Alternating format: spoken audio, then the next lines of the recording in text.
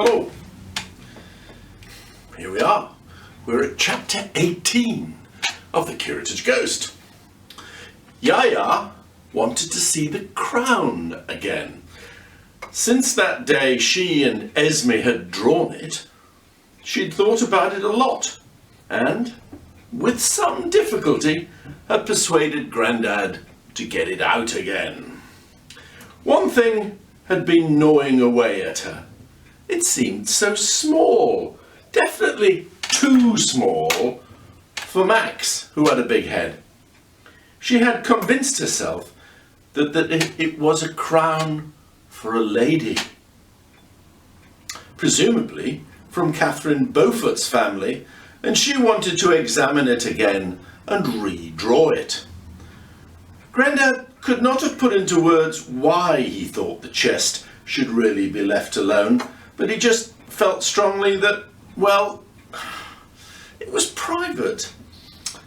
He had thought and even dreamed of burying Catherine in the garden, but just felt uncomfortable about it. Sir Max, since his transition to flesh and blood, had not mentioned it further, nor oddly had Grandma Judy, so he'd been happy to live with the old adage, out of sight, out of mind. Now he opened the chest, which, for a moment, smelled to him of rose petals. Gently lifted out the crown, he picked up the locket too, locked the chest again, hid it in the secret cupboard behind the wall in the wardrobe in Esme's bedroom, and a shiver ran down his spine. He could still smell roses, and there was a sensation of someone else in the room.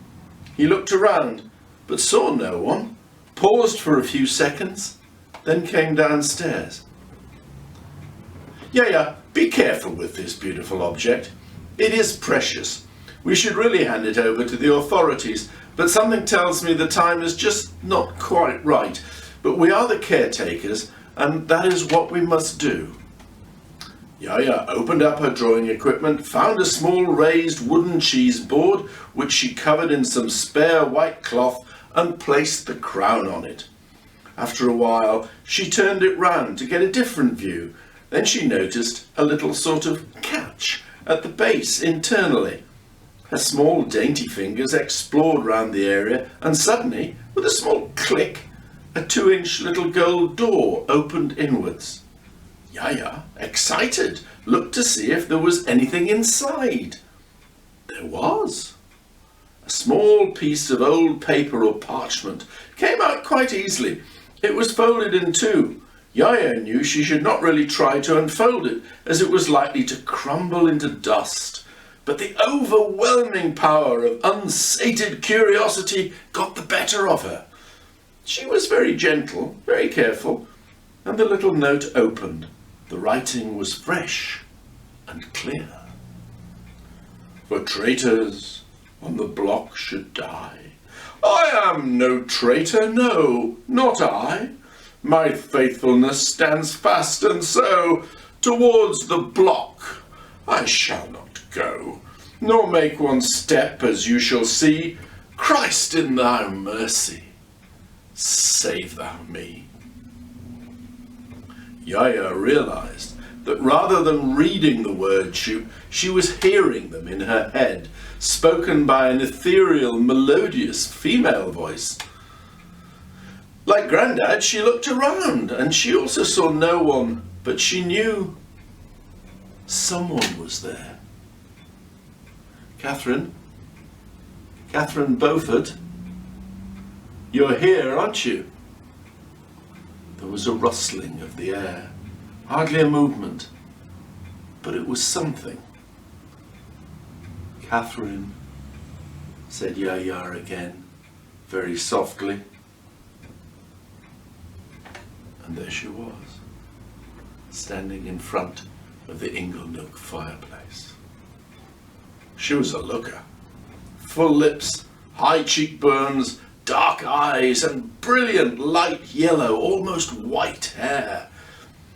Yet she was dressed in tatters, her execution clothes perhaps, but her beauty was undimmed.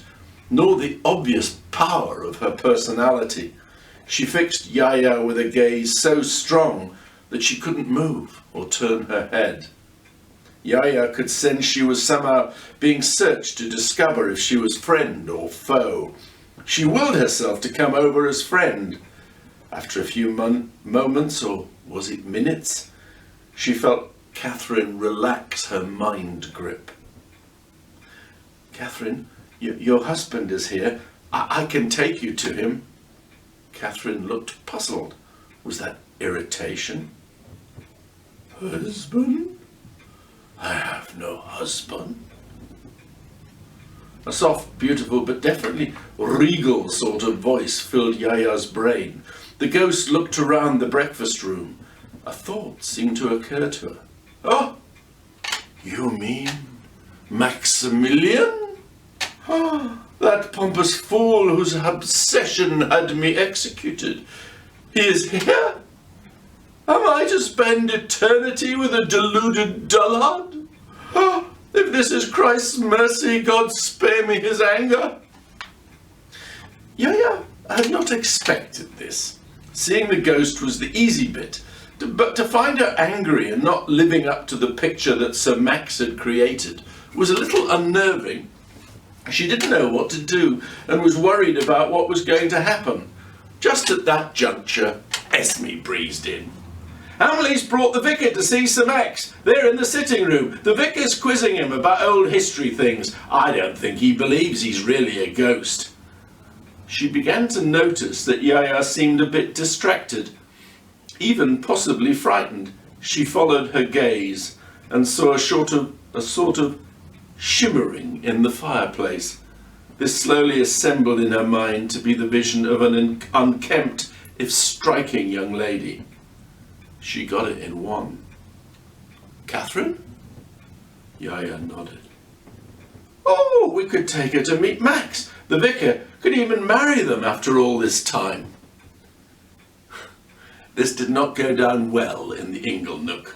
The shade of Catherine let out a fairly unladylike series of oaths. With each oath her voice got louder and louder till the glasses on the dresser started shaking. Esme was taken aback. Yaya covered her ears, and Grandma Judy rushed in to see what all the commotion was about.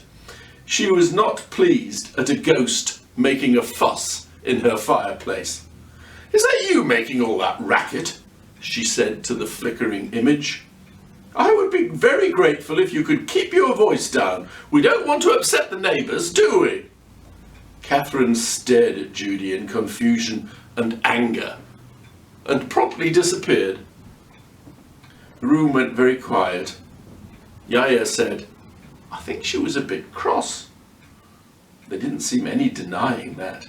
Esme, trying to grasp the problem, recapped.